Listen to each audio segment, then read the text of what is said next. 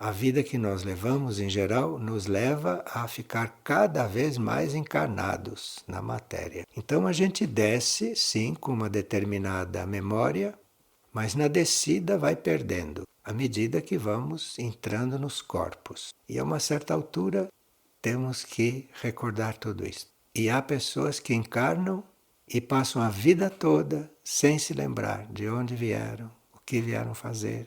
É um processo bastante exigente nós recordarmos quem somos. Recordarmos quem somos já é alguma coisa. Agora, de onde viemos, o que viemos fazer, fica tudo esquecido. E às vezes iniciamos uma vida aqui que não tem nada a ver com aquela que nós planejamos antes de encarnar. Bem, na prática, você não deve esquecer que é uma alma. Na prática, você teria que estar lembrando todo o tempo que você é uma alma, que você é um ser interior, que você não é isso que você vê no espelho, quando olha no espelho. Isso é a sua parte externa, é a sua crosta. Você tem que não esquecer de que você é o que está lá dentro desta imagem. É muito simples, a chave é você não esquecer que você é também um ser imaterial. Enquanto você se considera a pessoa humana que você é somente, pessoa externa, você não lembra de nada disso, não. Você tem que procurar se lembrar disso, procurar ter a sua alma presente, procurar ter o seu núcleo interno sempre presente e estar sempre se confirmando como algo interno, como alma, como espírito, enfim, como ser interior. Nós esquecemos completamente que somos um ser interior.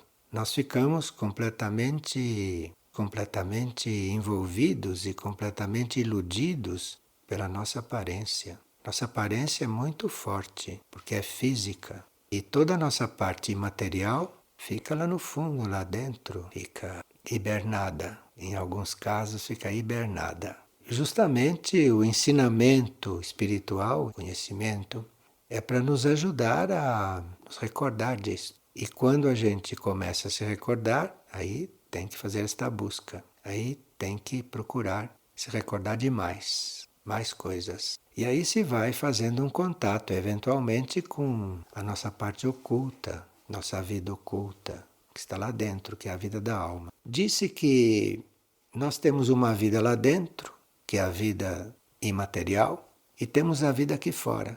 E o problema das pessoas é que não conseguem unir essas duas vidas. Não conseguem unir o que eles estão fazendo aqui fora com o que eles são lá dentro. Isso é o trabalho do ensinamento espiritual. Você conseguir unir e ter aqui fora uma vida que corresponda ao que você é lá dentro, na sua alma, no seu espírito.